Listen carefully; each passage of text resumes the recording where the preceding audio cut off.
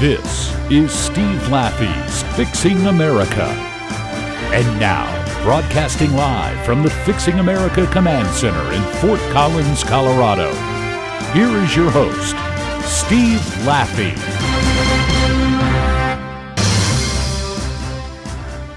Hey, America, Steve Laffey, Halloween 2013, and I got 6 kids, so it's a big day here. And the kids are getting ready for their costumes.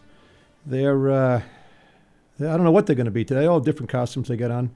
My oldest one's not with me, so I don't know what he's wearing tonight in New York City. Pete, we'll see what he's doing out there. He'll probably call me later. But the other 5, and it's always, I have lots of kids, so it's good to have lots of kids for a number of reasons. One, they can clean up a lot better. I get them doing a lot of chores and so forth. I don't do much around the house myself, but one is just the fun of just, hey, I can get some candy. And my wife, she doesn't like the candy thing, so I can have some tonight. I can sneak some around. And, of course, we've got this sort of we've got a giant problem. We have some allergies among the kids, among the peanut nut allergy thing. And until that's a whole nother thing. If people have these nut allergies like we do among the kids, especially this peanut allergy, nobody likes peanuts better than me.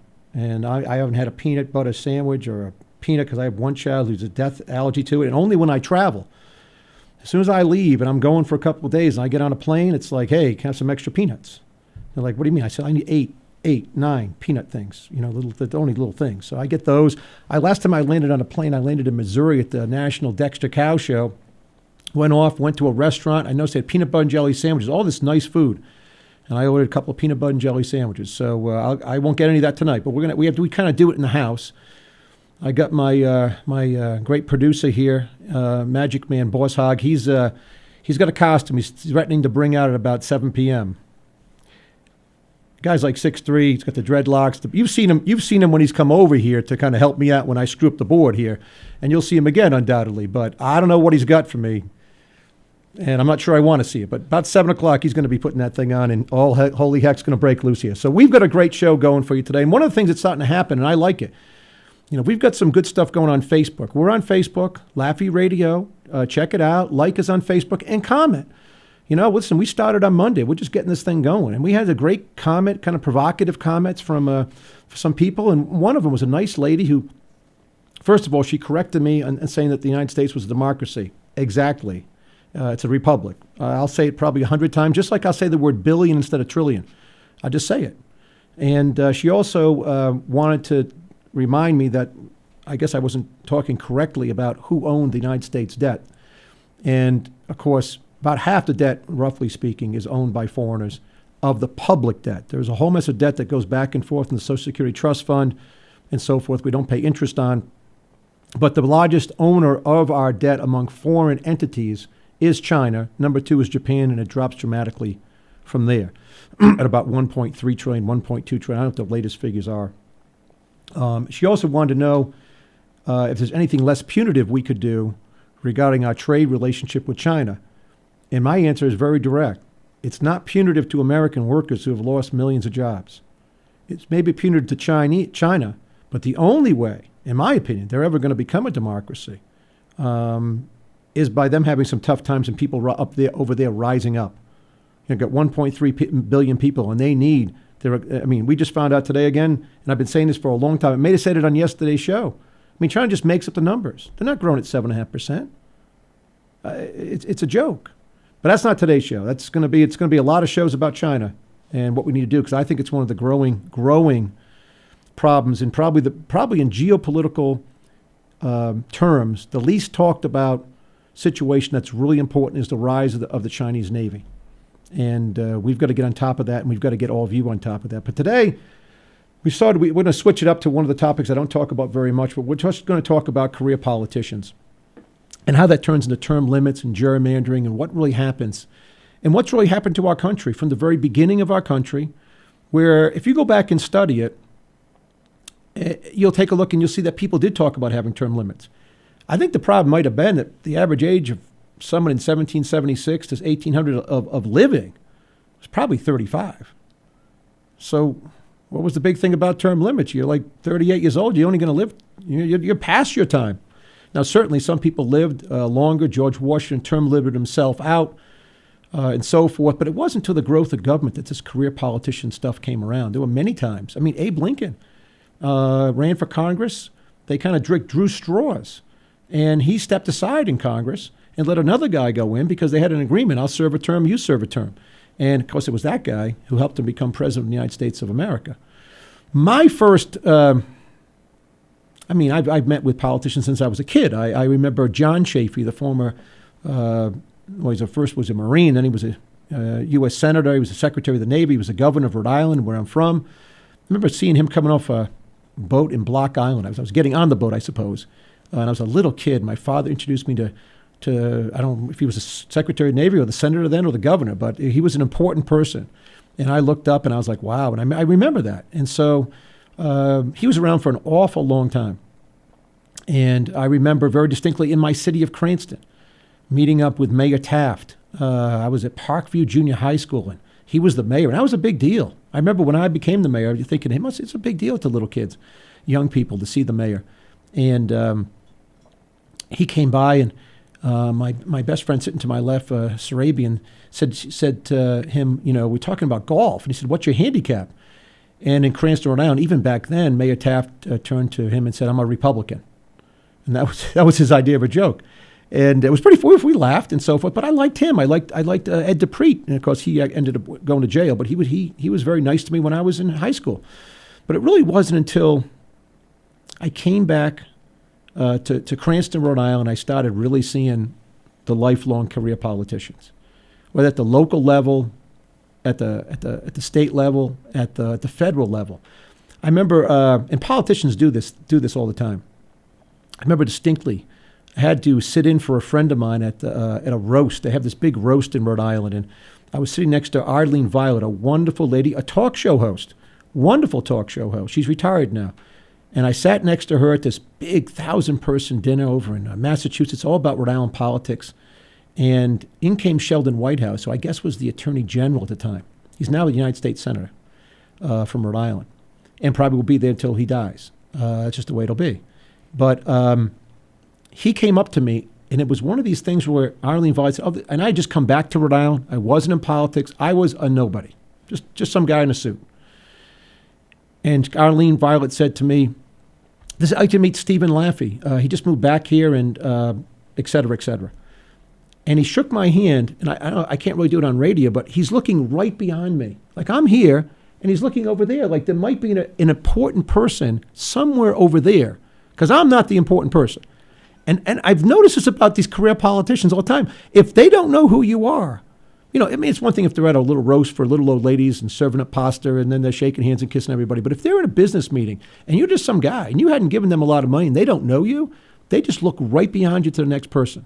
Happened to me with Chuck Schumer, who I engaged a little bit in a conversation in 2005 when I went down to Washington, D.C.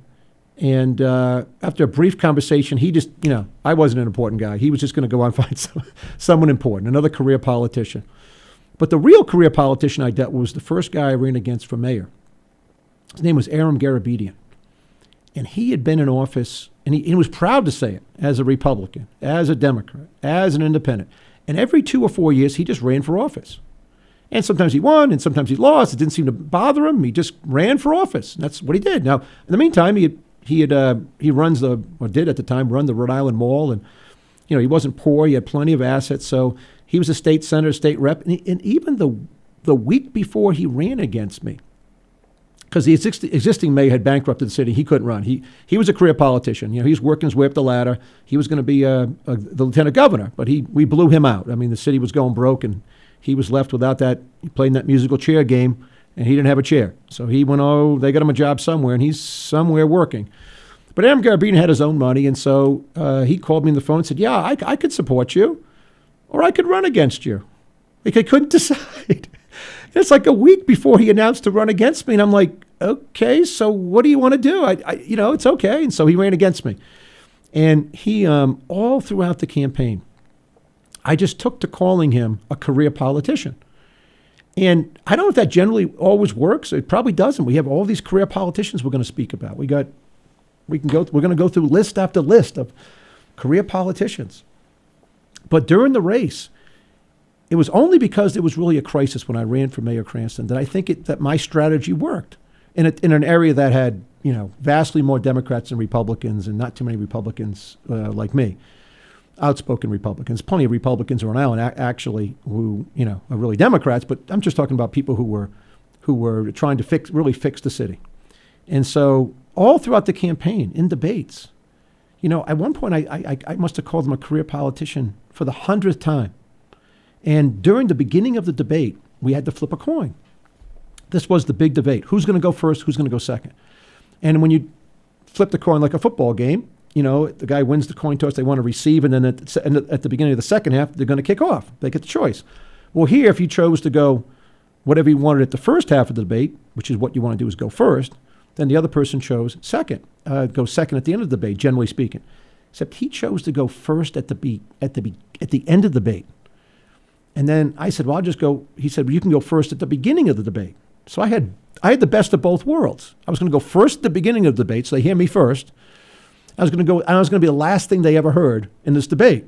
So the debate starts, and all of a sudden, someone's talking to him. Now he realizes he made the wrong choice.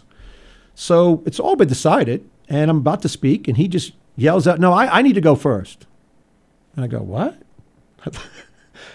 And he's going, no, I got to go first because you're going to go last. And this is like 1,000 people in this room. This is and it's on the TV, and because it's this big local race because the city's totally bankrupt. And so I'm like, oh, I don't know what to say. I really am dumbfounded. We already decided this, and so I just say, well, he back and forth, and finally I say, because the person hosting it, Channel 12 newscaster says, no, this has all been decided. Senator Garabedian, State Senator Garabedian. So he keeps going on about it. And finally I just say, that's what career politicians do. Go ahead. And so he went ahead and we crushed him in the debate. But he was at one point during the debate, he finally said, you know what, I'll take the mantle. I am a career politician. And that's kind of when we knew we had him. But that's not generally what happens when you're out there on the campaign trail. It's not really brought up. I mean, there's been many people who've run for office and they've gotten into office, said they're going to stay for 3 terms, get out 30 years later. They just changed their mind. There's good people who hold to their terms. There's Senator Tom Coburn, who term limits himself in Congress and has term limited himself in the Senate. I think he's getting out this year. He's like 1 out of 100. He might be 2 out of 100 U.S. senators. The other 98 are going to stay in there as long as humanly possible. And so that's sort of my story of dealing with career politicians. I always found it too, and I would tell you this: part about staying in office, I wasn't really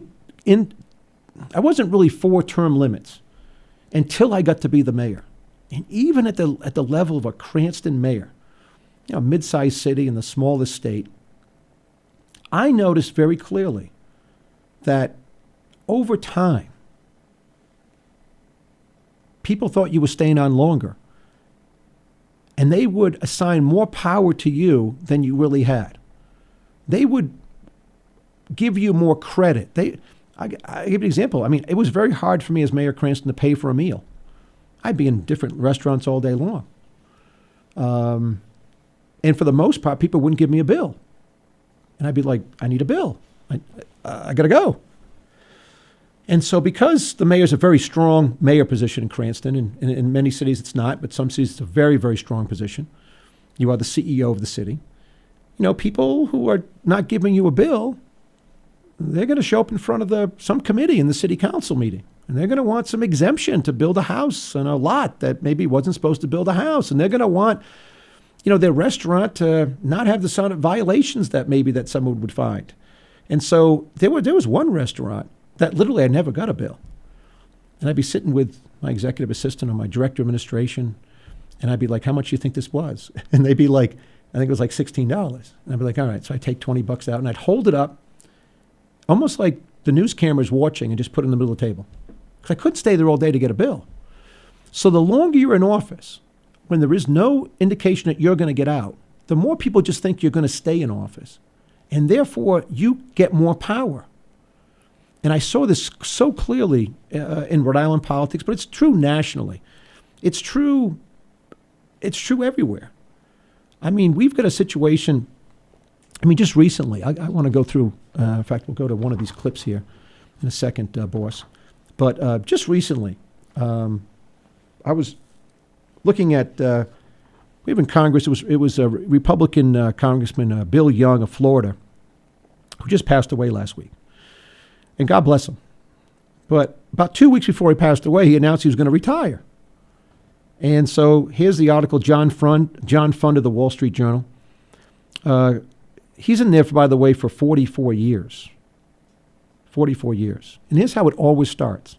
Young became the epitome of a career politician. Born in poor circumstances, he moved from Pennsylvania to St. Petersburg, Florida, to enter the insurance business. But he didn't stay in it long. At 26, he became a staffer for Florida Congressman Bill Kramer. At 29, he was elected to the Florida State Senate. And a decade later, he waited for Kramer to get out, and then he ran when it became vacant. When he was going to retire, this is 22 days ago, his last comment was the only people he'd support to replace him with his wife, Beverly, or his son, Bill Jr., Bill Young II. If I were, quote, if my wife were elected to Congress, Congress would never be the same, Young told the Florida TV station. Billy, his son, would be a good member of Congress. He's smart. He understands political issues. He understands them even better than I do on some occasions. Let's play the clip of Bill Young, please, boss, and see what he had to say just before he passed away. Fox News alert for you now. Congressman Bill Young has passed away. The Florida Republican was 82. He served a remarkable 22 terms. Just last week, he would not seek re-election next year. Florida media had reported that the most senior Republican in Congress was suffering health problems over the past few years. Congressman Bill Young dead at 82. Yeah, so it's after he passed away, and 44 years. 44 years. What does that do? What does that do? How much power did he accumulate? How many bills did he not have to pay? How are these people, you look at some of these congressmen, there's been books written about this. You look at Denny Hastert. Denny Hastert was a Speaker of the House. And he came into office in the 70s. He was there for maybe 30 years. He was actually a wrestling coach at the beginning. His net worth when he came into office, before he became the Speaker of the House, was about $170,000 when you go through this, and we'll go through why we got to change his congressional reporting things. They're just a scam. I've done it. Everybody games the system. You don't report your house, and we'll go into that, how people you don't know what people's net worth are. You might as well not report anything. He left office as a Speaker of the House with a net worth of $11 million. Was he a great investor? Did he have all his money with George Soros? Bill Gross?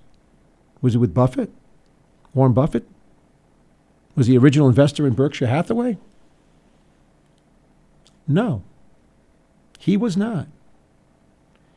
What he did was buy a piece of land, pretty good sized piece of land, in his home district, and then have him build a road right next to it. So he bought stuff for like $10,000 an acre, sold it for like $30,000 an acre, something like that. Put an earmark. Things I used to fight when I ran for the U.S. Senate, these earmarks, this cause of massive corruption. He went and bought a piece of land, among other things that he did, and had him build a road through a rural area that had about 5,000 people. Then he's like a hero when he gets out. And by the way, this is Republican, Democrat. There's no party boundaries on this. It just keeps happening. And tonight when you watch the news, there'll be a story on your local news about a swamp somewhere, and some house sinks into the ground. That's the local news. In the morning news, they'll never touch this stuff. It's like they're all in on it together. Unless it goes really far. Unless it goes too far. Then they'll report on it. They'll report on it like when we come back from our break. It's Steve Laffey, LaffeyRadio.com. We're at Facebook, and we love to go like us on Facebook. And by the way, more than 1,000 people have. It's incredible. So this is great. And we're at Twitter. We're at Twitter. Get our tweets. I'm putting up new. Go on the website, Laffey Radio. We've got a brand new Laffy Minute up there. I'm going to be putting them up almost every day, not over the weekend probably. But go do that, and when we come back, we're going to talk about Charlie Rangel and some of the guys who have served the longest in Congress and the Senate and the corruption that comes from that. This is Steve Laffy. We'll be right back. Stay tuned. Steve Laffy's Fixing America returns after these commercial messages. The call to serve. It has no sound, yet I have heard it in the whispered retelling of honorable sacrifices made by those who have served before me. The call to serve has no form, yet I have clearly seen it. In the eyes of men and women infinitely more courageous and more driven than most. The call to serve has no weight, yet I have held it in my hands. I will commit to carry it close to my heart until my country is safe and the anguish of those less fortunate has been soothed. The call to serve is at once invisible and always present.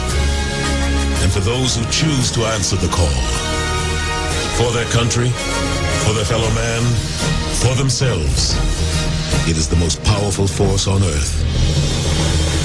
America's Navy, a global force for good. I'm in almost every school bus and classroom. I go to school with your children.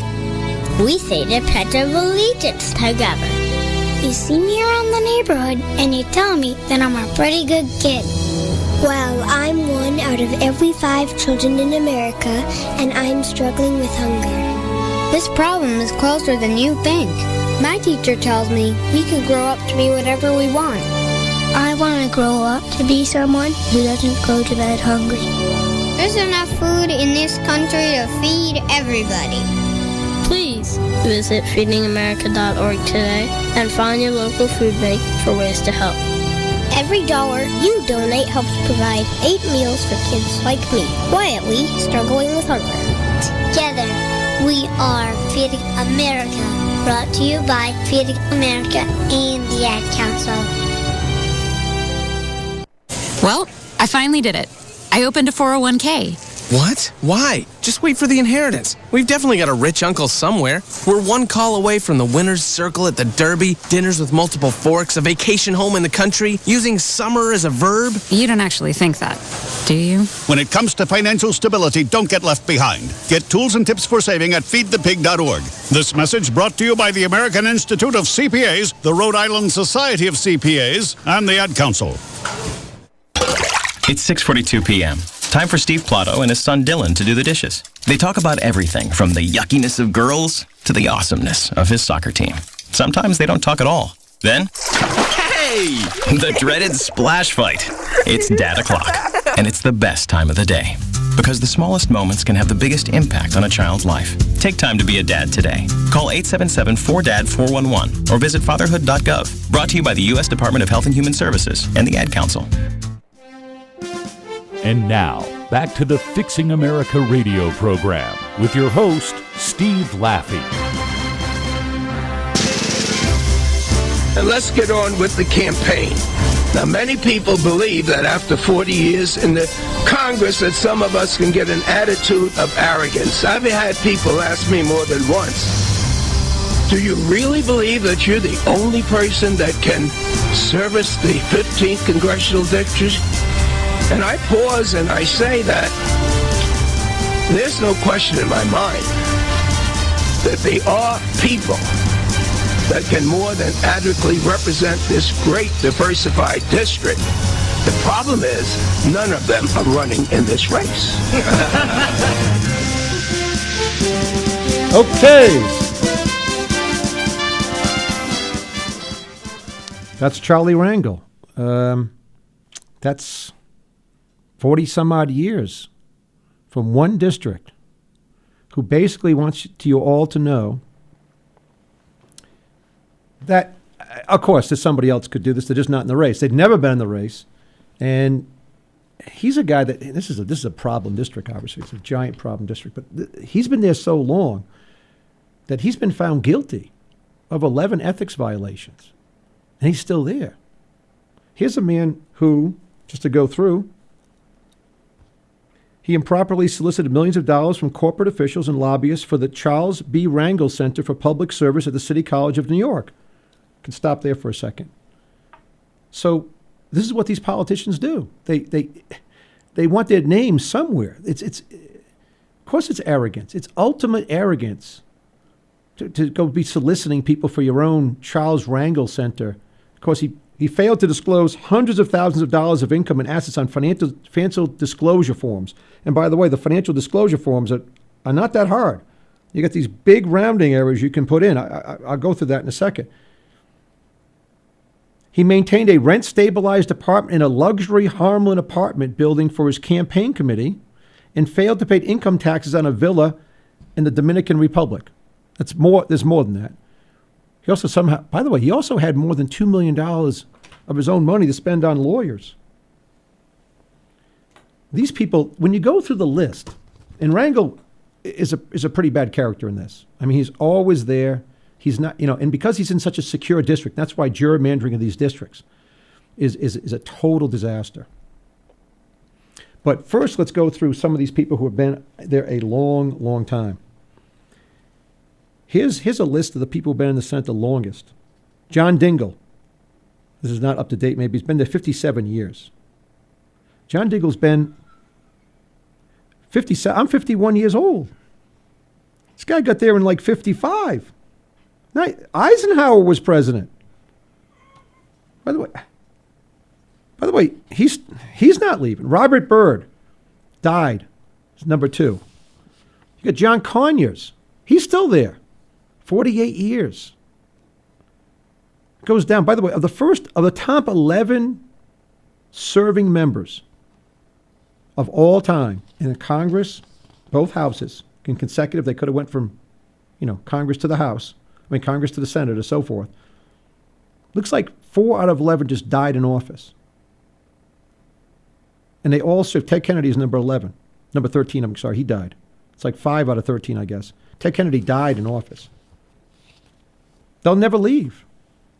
I mean, the only 2 jobs I've ever seen like this are the U.S. Congress and Cranston crossing guards back home, where the crossing guards made $29 an hour and literally died. They wouldn't leave. In fact, let's play. I mean, we got to play. We got a bunch of clips here, so we might as well stop playing. Here's John Dingell, out of Michigan, 57 years, and listen to what he has to say, boys. If you could play clip 4 on John Dingell. Thank my good friend for the time to ask unanimous consent to revise and extend my remarks. Without objection, order. One of my colleagues came to me yesterday and he says, "You've seen it worse, haven't you?" Well, I've only been here 57 years and I never have. I've never seen such small-minded, miserable behavior in this House of Representatives and such a disregard of our responsibilities to the people. We're supposed to solve the problems of the people. We're supposed to deal with the concerns they have. We're supposed to see to it that the nation prospers. None of that is being done. The American people could get better government out of Monkey Island and the local zoo than we're giving them today. I'm embarrassed and I'm humiliated. And I certainly hope that my colleagues on both sides, especially on the Republican side, are embarrassed. There we go. Couldn't resist at the end. He just whipped in the Republican side. He's a Democrat. Couldn't whip it in, but he's never seen it worse. In fact, it'd be better to get monkeys from Monkey Island, from the local zoo to run things. It might be right. But here's the real problem. And it goes back to the story I was telling at the beginning of the show. It's Steve Laffey. Steve Laffey's Fixing America, LaffeyRadio.com, Facebook, Laffey Radio, tweeting at Laffey Radio. We've got some great videos up there now, in the website starting to cook, starting to go, and people are starting to go there. So we're excited about that because we want to fix America. That's why we're here.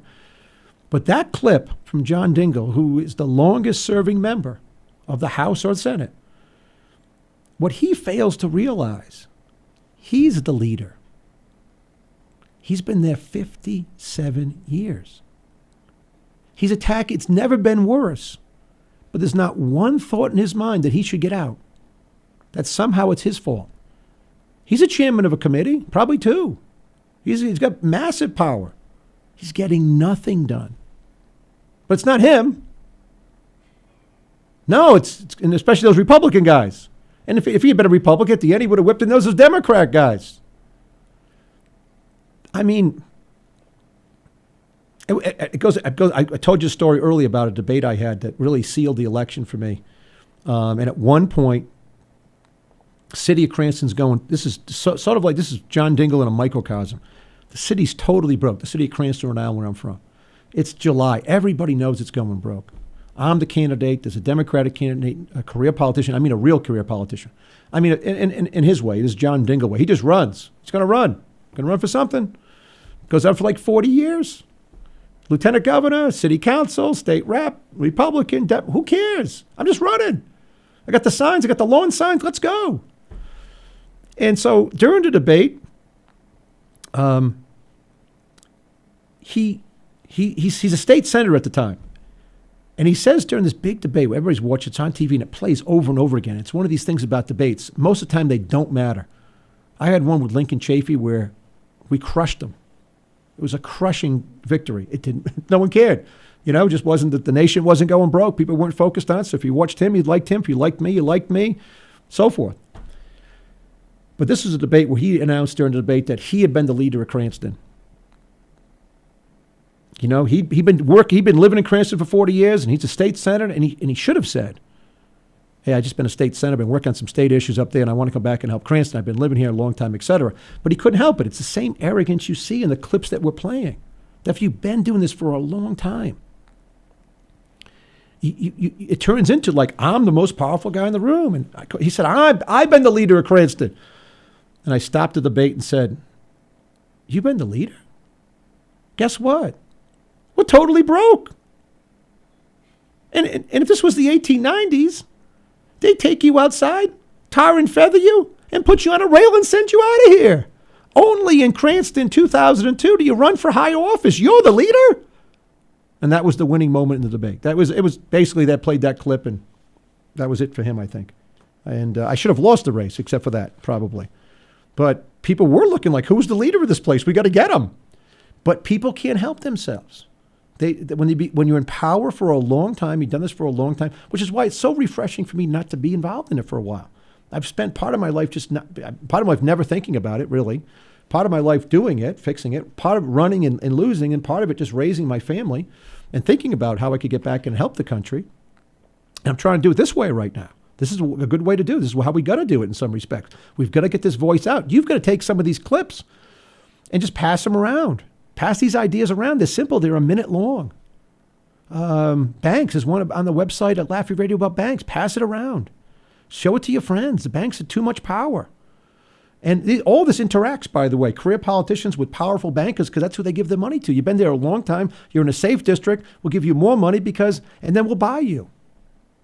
You know? And by the way, this is not a national thing. People in America, every poll, and I didn't bring any in, every poll that you could find, whether it's doesn't matter, California, for Californians in the United States, everybody wants term limits and we don't get them. The last time I think it was introduced was by North Carolina Senator DeMint. It died on the floor. It had 10 sponsors, Pat Toomey, a couple of other people, senator from Pennsylvania, sponsored it. It just died.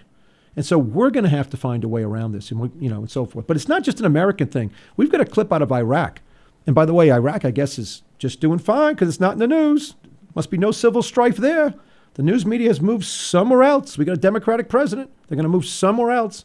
And they're not moving to Afghanistan. I don't know where they're moving because I still can't get on the healthcare website.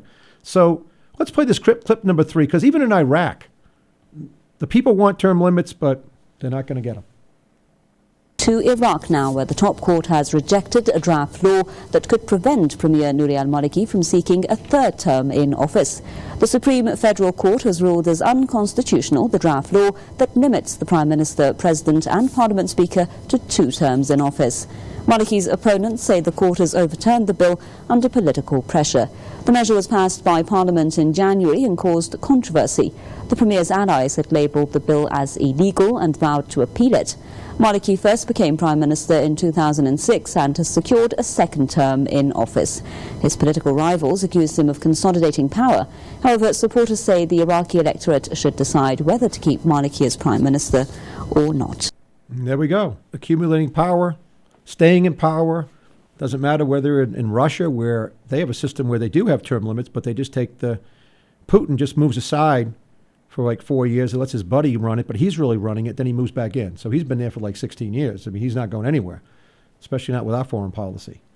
That lets him be stronger, keeping oil prices up, et cetera, et cetera. We'll talk more about that tomorrow. And by the way, there's story after story, but here's a good one for you. And we could do 100 of these stories, but let's just do one.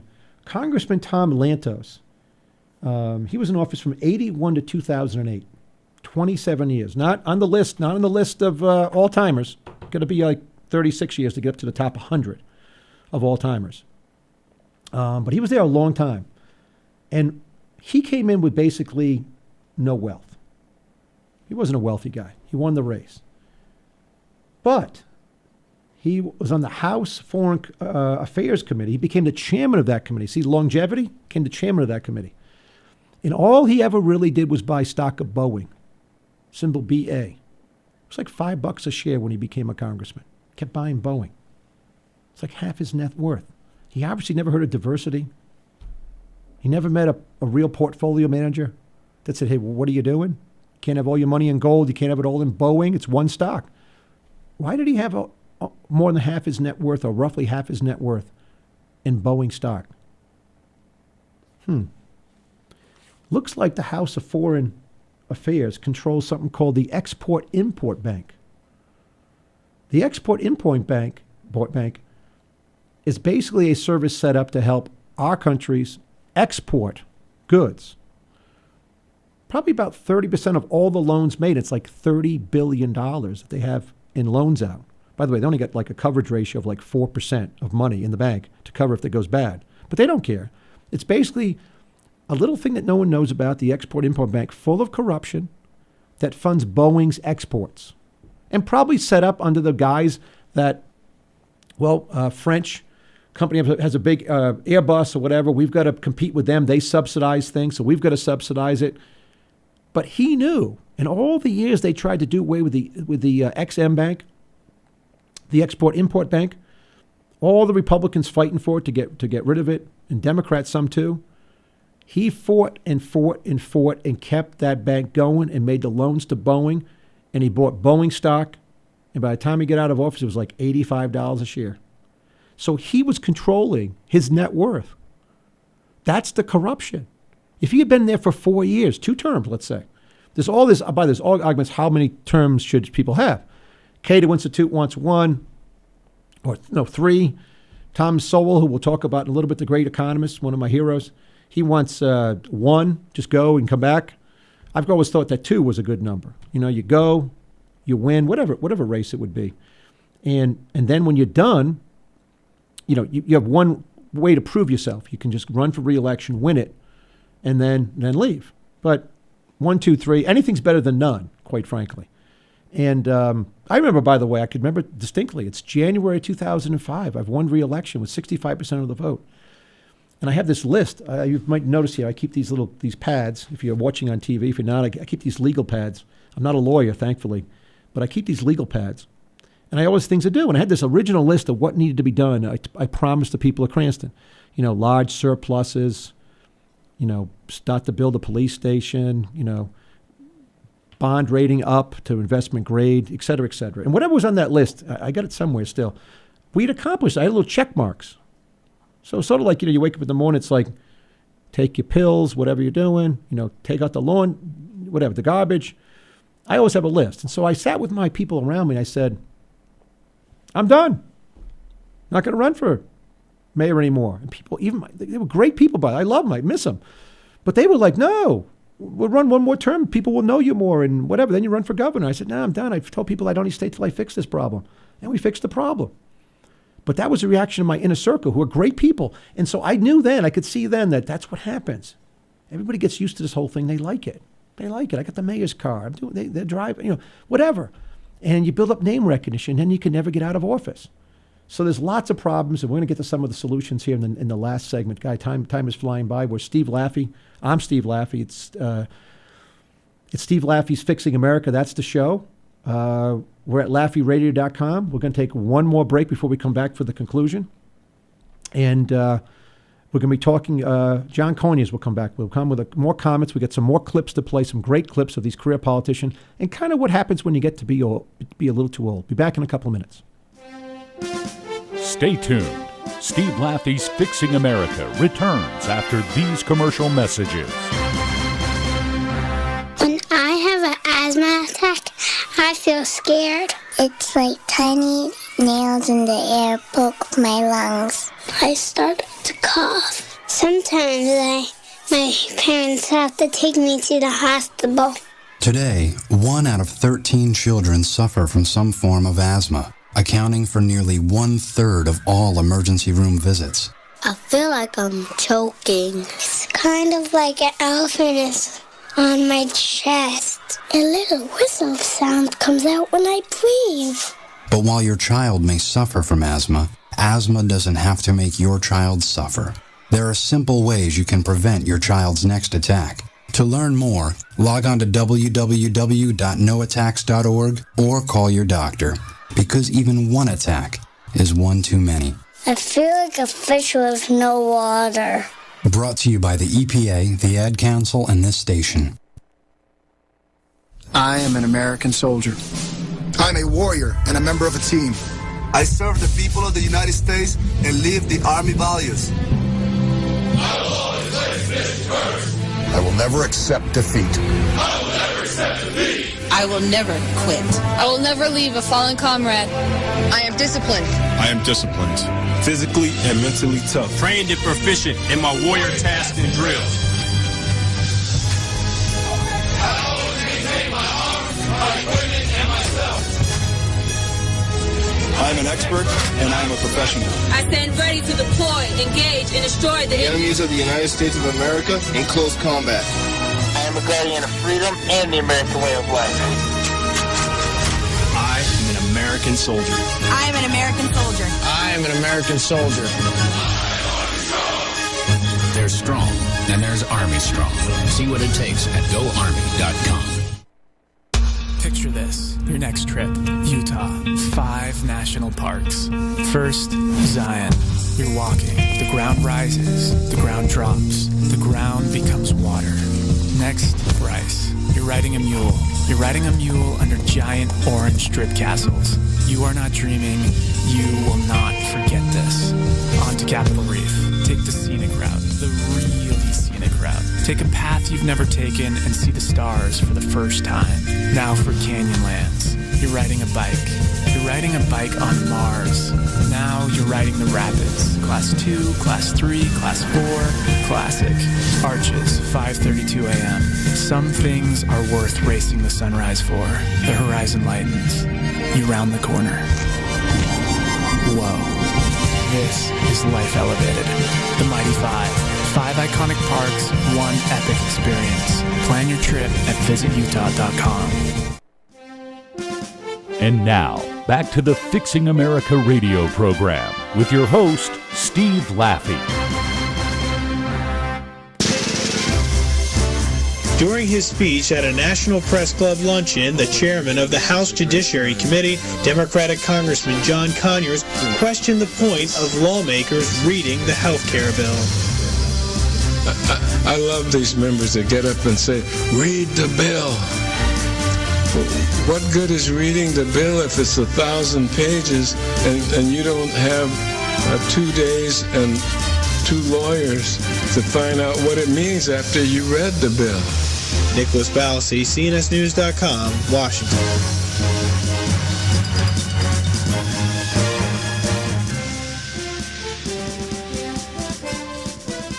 There he is. That's number 8, John Conyers. 8th longest serving member of the House or Senate of all time. And the arrogance that comes across in that clip, I don't know if I need to comment on it, but I will. Don't read the bill. In fact, they've concocted bills that you need 2 lawyers in a day or 2 to go through to even understand it. That's their arrogance. And the people who stay the longest play that game the most. 1,000 pages and don't read it. He didn't want the public to read it. Sounds like the Catholic Church before Martin Luther came along. I want you to read it. I will stand with my back to you. The arrogance of Conyers and Rangel and many of these people who've been around a long time, as they get older, they get more arrogant. But that's one of the all-time clips. I mean, to sit there and say to people, don't read the bill. Now, we've heard this many, many times, the famous quotes, you can't read it till after we pass it and so forth. But he's making sure that people understand, don't even bother trying. But if we had people in there for 2 years at a time, believe me, we'd have bills that were 5 pages long. They'd be in and they'd be out. And that's where we need to get to. But we've got we could play clips like this all day long. In fact, it might be interesting. Sometimes when people get to a certain age and they're still in Congress and they don't leave, they just come up with some of the most unbelievable things to say to people. They just don't seem to care. Listen to, this is clip 7, boss. This is Patrick Leahy. I forget what number he is on the list, but he's up there. He's been around an awful long time, way too long. And let's listen to this clip, number 7, because it doesn't make much sense. Maybe you can make sense to you out there. I see certain things that might be considered wholesome. One very popular with children are Teletubbies. But yet we saw one leading conservative religious leader say that should be taken off the air because he objected to one of the Teletubbies. Maybe we get Teletubbies on one side and televangelists on the other, but somebody suggested one cartoon was Teletubby Tinky Winky, televangelist Dopey Wopey, but Dopey Wopey? But that's what I read in the paper. But do we then take that off or tax that? Has he been drinking? Dopey Wopey? On the Senate floor? This is what people are spending their time on. And it gets worse. Let's play clip 2, which I don't even know if I'll comment on. This is Don Young, who's been around 44 years. He's like the king of corruption. Just play that clip. It's a short clip. I used to, my father had a ranch. We used to hire 50 to 60 wetbacks and to pick tomatoes. It takes 2 people to pick the same tomatoes now. It's all done by machine. Also, I can't even, it's disgusting. That's 7 months ago. That's not like 30 years ago. It's 7 months ago. This is a guy in 2005. By the way, he's the king of corruption. Go to these websites. This is Don Young, the only congressman out of Alaska. He inserted in 2005 a $10 million earmark into a transportation bill after it passed Congress, but before the president signed it into law for a highway interchange that would benefit one of his campaign contributors. It goes on. Subject of a lengthy FBI investigation. He's way out there in Alaska. He's still there. In fact, when this clip was brought to me today, I said, I didn't even know he was still around. I thought something happened to the guy. It's been 44 years. Well, I don't forget what number he is on the list, but he's on the list. And the thought process that we continue to allow this, and by the way, it's everybody who doesn't want. Everybody wants term limits, and the politicians won't do it. Take a look at Texas. Texas, they defeated the term limits. And it wasn't even for them. It was just for the governor and so forth. So I think it's clip 8. Let's play clip 8 and see how the people of Texas feel. A bill to limit statewide elected officials to 2 consecutive terms has died in the House. While it had easily passed in the Senate, it failed in the House 61 to 88. It would not have applied to state representatives or senators, but to offices such as governor and land commissioner. Supporters said it was not meant as a referendum on Governor Rick Perry. Recent polls show term limits are overwhelmingly supported by Texans. Overwhelmingly supported. You see that every time, and yet we don't have it. So what do? I as I was thinking about this show, we put it up on the air. One of my old pastors, and I don't mean old age-wise, but he's older, sent me an article, and I thought it was great because if you don't know who Thomas Sowell is, he's a great economist. I have some of his books. He's over in California now. He's relatively old, but he's a great freedom lover. And I read a lot of his stuff I have. And he wrote a column called Throw the Rascals Out. We do live in a time, by the way, where 60% of Americans want to throw them all out. The problem is they don't want to throw out the guy in their district. And that gets to the problem of gerrymandering. And if whatever state you happen to be listening in from, if you're in America right now, just go take a look at your state's just type in gerrymander and look at your state. I called up some states there just to look at the maps. And it's not even fair to call it a jigsaw puzzle. No one would make a jigsaw puzzle like this.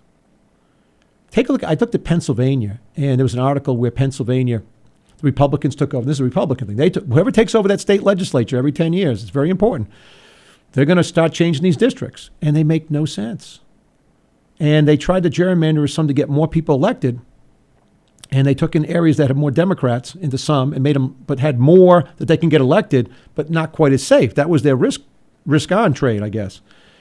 And now after the government shutdown, which is probably hurting Republicans more than the Democrats, although now we get the healthcare thing hurting Democrats more than Republicans, they're kind of scratching their head saying maybe we should have gerrymandered it a different way. But we need to have just a process where they just start in the upper left or the upper right of a state and just move diagonally one way till they get 500,000 people. Click and stop. And just keep going. A computer could do it for every state. Then you wouldn't have these problems. You know, you wouldn't have a lot. You wouldn't have some of these problems. You'd have much more competitive races. And therefore, even without term limits, we get people out of office. But we can do this. And turning to Thomas Sowell, he goes through a number of things. And he is, the fear is, of course, when you throw the rascals out, you replace them with the same rascals. And he talks about Calvin Coolidge. He's probably the last president, by the way, Calvin Coolidge, who got a bad rap, I guess, because progressives hated him. He came as a very conservative guy, called him Silent Cal, didn't speak a lot, except when he made speeches. He made great speeches, I guess. But after Harding had died when he was a vice president, he'd been the governor of Massachusetts. He came to fame at putting out really kind of a lawless society in Massachusetts, nationwide fame. There was a police strike, I guess, and he fired everybody. It was like a Ronald Reagan moment. He became a national figure. But he could have run again. He said, "I'm not running again. This is what happens. This is what happens when you're into power too long." And he got out, went to his farm. That's what we need people to do. And that's what you, the people, have to demand. Call your congressman. Demand this kind of stuff. But we can't just do it by just getting the same people out. We need to change both the gerrymandering system and the term limits. And but this is what incumbents get to do. Basically, this is Thomas Sowell, but we changed the campaign reform laws. You put campaign reform in quotes. That restricts the raising of money by the challengers. Because as a challenger, you're going up against the incumbent. They get this franking privilege, which means they send out free stuff all the time. And you get it in the mail. And they got free offices to compete. But if there were term limits, it wouldn't really matter. They'd be out of office 1 or 2 terms. You could take their office. But because of the way we set up the campaign finance laws, and that's a whole other show. It's a disaster. It's a total disaster in this country. That we've got it set up so that the challengers have a very tough time. Very tough time. I was a challenger one time. I know. And the length, just to be in there a long time. He writes, the very longevity of incumbents in Congress makes it expedient for them to treat each other as, quote unquote, facts of life. People with whom you've got to get along, to get along. And one of their common interests among Republicans and Democrats is getting reelected. And so there's all kinds of log rolling. He writes the word log rolling legislation to hand out taxpayers' money in the way that benefits incumbents of both parties. So how are we going to do this? How are we going to get this passed? I could tell you a lot of stories. I've written a lot of stuff down about how we should go about doing it. And I've said, we've got to do it. We've got to take the money out of politics in one way or the other. Either you can only give.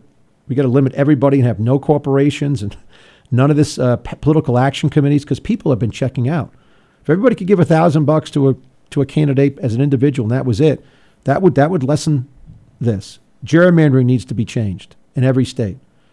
We've got to demand it from our elected officials, and we've got to stop this insider trading that goes on. That's been going on forever. I talked to you about. One of the congressmen out of California who became rich on Boeing stock. Look at Nancy Pelosi. Nancy Pelosi was at 08 or 09, I can't remember, but it was the Visa went public, and she got in on the IPO. And listen, I was in the business on these very hot IPOs. Only really special people got large allocations. They were either giant clients of the firm. I'm talking about individuals. the institutional investors you went to first. Fidelity would always get the most because they're the biggest, and they did the most business with the firm, so they would get the largest share, and they would help set the price. But in these IPOs that were going to explode up in price, it's one thing to even suggest that these congressmen and senators could even be in on them. They shouldn't be in on any of them. But the fact that Nancy Pelosi kills a bill 2 weeks in front of the IPO that was going to, what was the name of the bill? I had it written down. I can't remember the name of the bill. But she had a bill that she killed. It had passed through the committee. And she stopped it 2 weeks in front of the IPO. Massa, she was asked about it in a press conference, and basically being the Speaker of the House, she just basically said, I don't have to talk to you about this. Perfectly legal. Her and her husband buying this stuff. And of course, they made it look even better for them. They bought some after the IPO, so you couldn't really tell in their financial disclosure laws. By the way, it's another solution to this. The financial disclosure laws, this is something that people listening don't, for the most part, you wouldn't have any knowledge of this. When you run for public office, whether it's President, Congress, or the United States Senate, you have to fill out these financial disclosure forms.